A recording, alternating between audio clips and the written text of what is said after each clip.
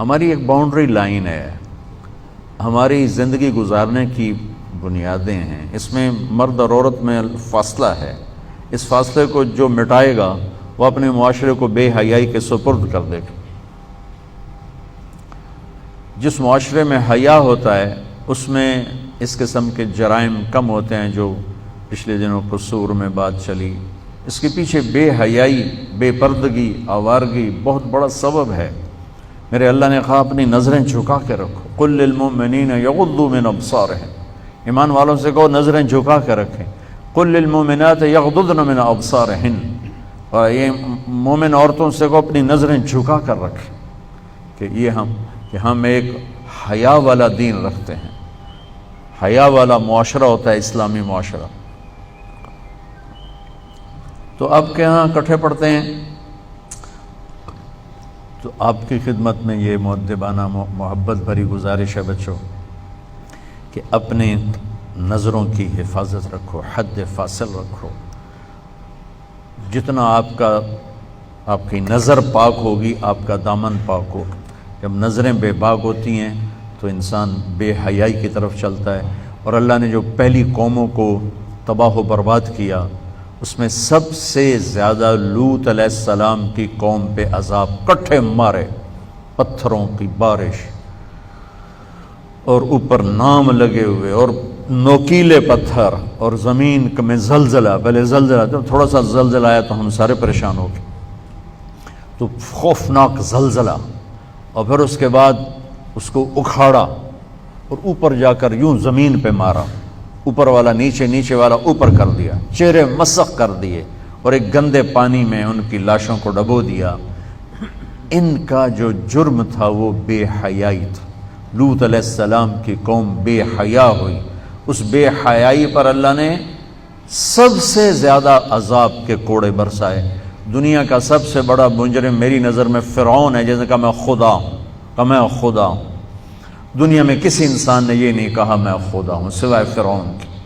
اللہ نے وہ اٹھا کر ڈال دیا پانی میں، لیکن لوط علیہ السلام کی قوم پہ 4-5 عذاب کٹھے اللہ نے ٹھک ٹھک ٹھک ٹھک ٹھک ٹھک کر کے برسائے۔ بے حیا تھے، اور معاشرہ بے حیا اس وقت ہوتا ہے جب اس کی پابندیاں ختم ہو جائیں، اس کی حدود حد بندی ختم ہو جائے۔ ہمارا میڈیا بے حیا ہے، ہمارے یہ تاجروں نے جو اپنا سودا بیچنے کے لیے لڑکیوں کو بل بورڈز پہ چڑھا دیا ہے، پیسے کے پیچھے اپنے تجوریاں بھرنے کی خاطر ہماری نسل کو بے حیائی کی طرف بھیج دیا ہے۔ یہ سب سے پہلے پکڑے جائیں، تب جا کر ان مجرموں کی جا کے سرکوبی ہوگی۔ پہلے وہ دروازے بند کیے جائیں جس سے بے حیائی آ رہی ہے، جس سے فحاشی آ رہی ہے، اور جس سے بے راہ روی آ رہی ہے۔ عمیر بن